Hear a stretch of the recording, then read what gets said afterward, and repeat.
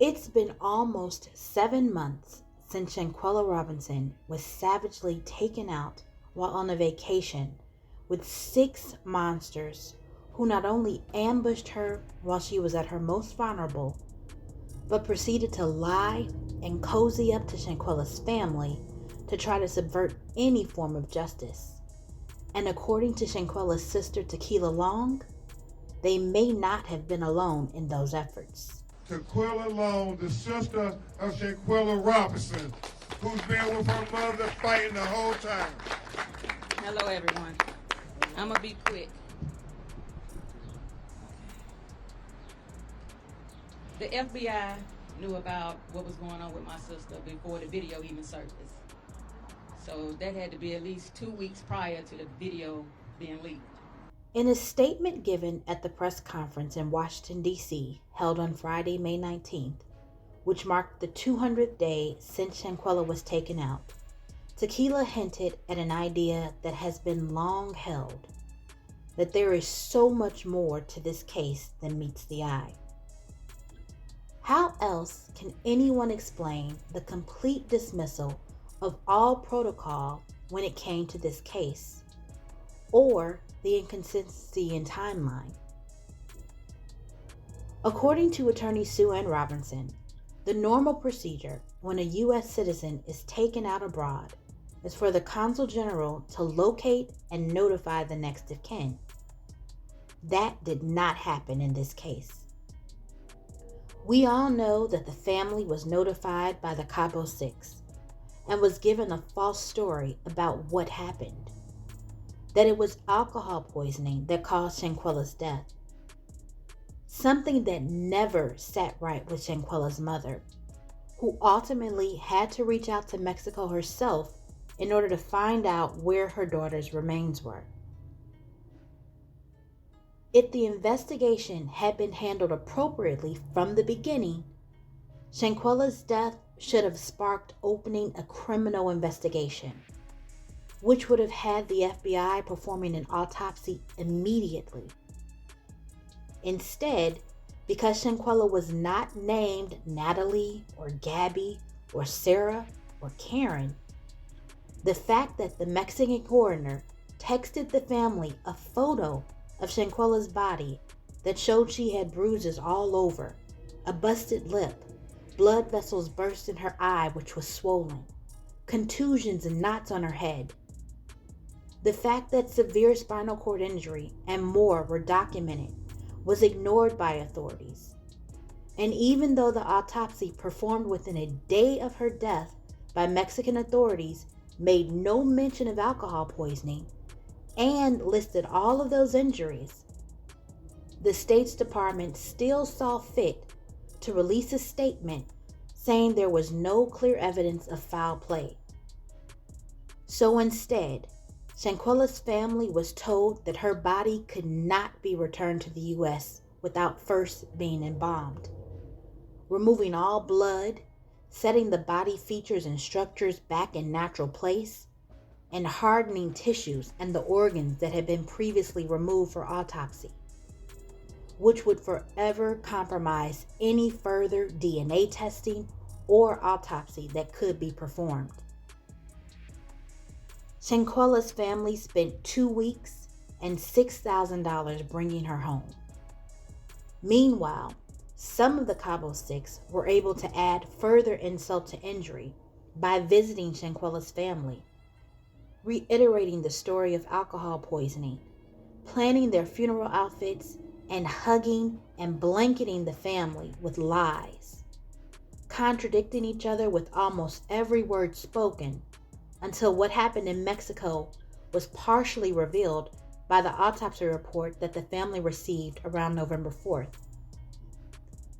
The visits from members of the Cabo Six with their conflicting stories and profuse sweating stopped abruptly. And after another 2 weeks, the real picture of what happened in Mexico was revealed in the form of a video going viral on social media, where Shanquella was shown being savagely attacked by a hulking figure in a hair bonnet. She was unclothed and surrounded by those who traveled with her, who, instead of stopping the atrocity that was occurring, had their phones trained on Shanquella's vulnerability, taunting her, asking her if she would at least fight back, while Shanquella resoundingly said no, because she knew what we all now know. This was not a fight. After trying to guard herself against unrelenting blows and being further flung to the floor by her neck, the last image we see of Shanquella is her hunched over at the foot of the bed, no longer even able to raise hands to defend herself, as the blows from the hands and feet and knees of her attacker continue. And while people who she thought were her friends stood by as if this was some form of entertainment. That video was the last living image that Shanquella's family would have of her, and finally made sense of the disbelief that had been lingering since they were first told the alcohol poisoning story by the Cabo Six on October 29th. But soon after, received an anonymous phone call informing them that the Cabo Six had allegedly ambushed Shanquella in Mexico. The video continued to circulate, and pretty soon people all over the world were demanding answers about what happened to Shanquella and where was the Cabo Six. The FBI finally opened a case and had their own autopsy performed in North Carolina on November 17, 2022, almost 3 weeks after Shanquella passed and just 2 days after the ambush video was released to the world. The video, which was released on November 15, 2022, had most people crying out for justice for the 25-year-old beautiful and successful entrepreneur who loved traveling and wanted to share that love with those she considered her friends, only to be isolated, taunted, and taken out less than 24 hours after arriving in the Mexican villa she was paying for.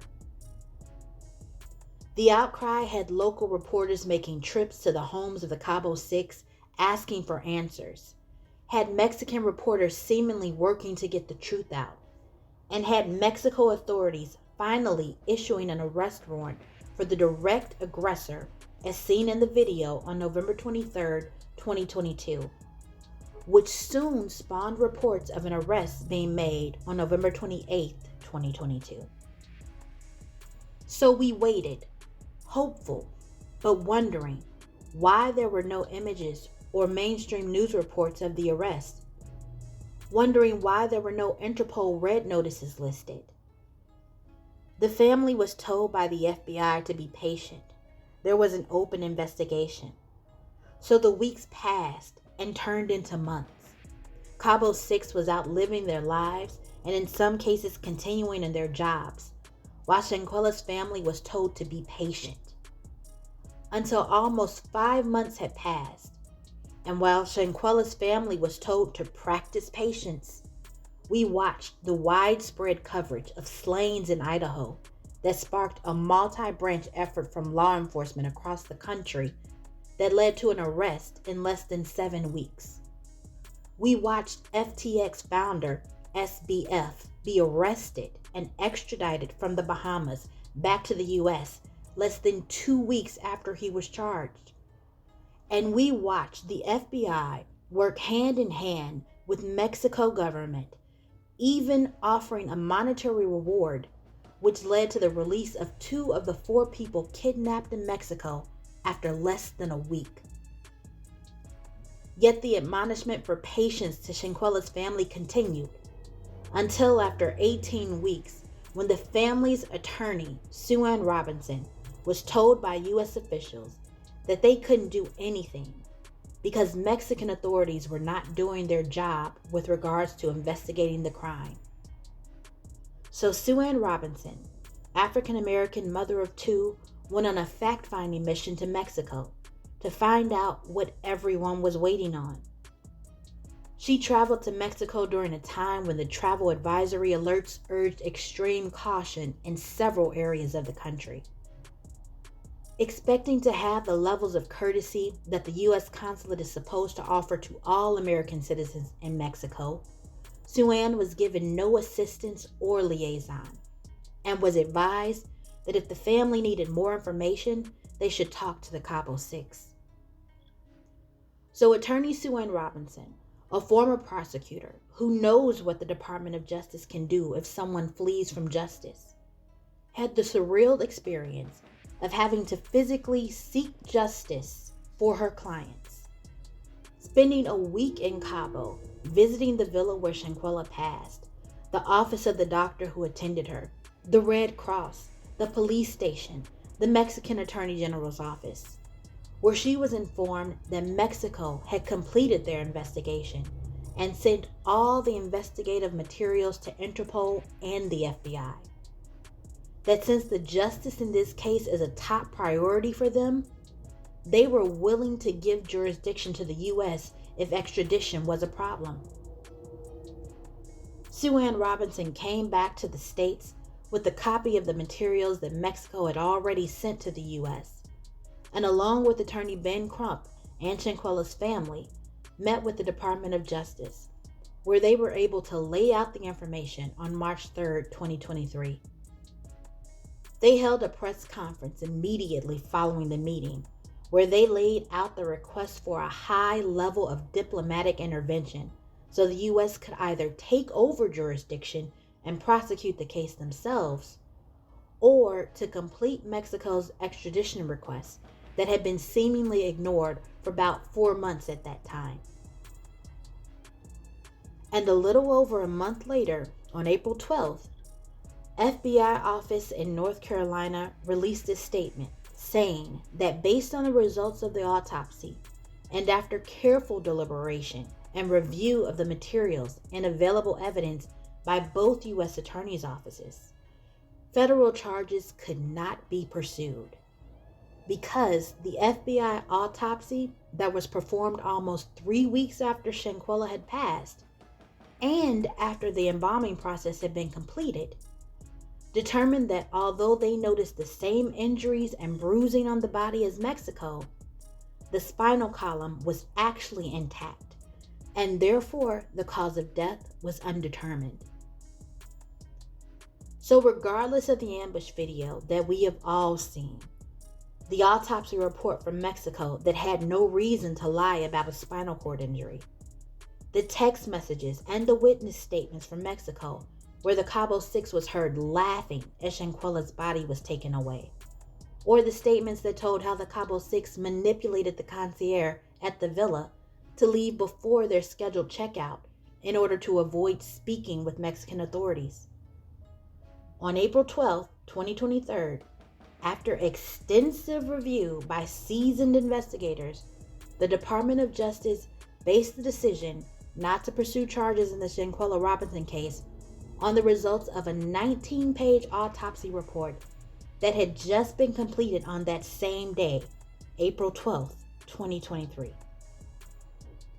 And just this month, when attorney Sue-Ann Robinson asked the FBI for copies of the case documents, she was informed that they could not release the documents to her because they are waiting for documents that they have received from the Mexican authorities to be translated to English.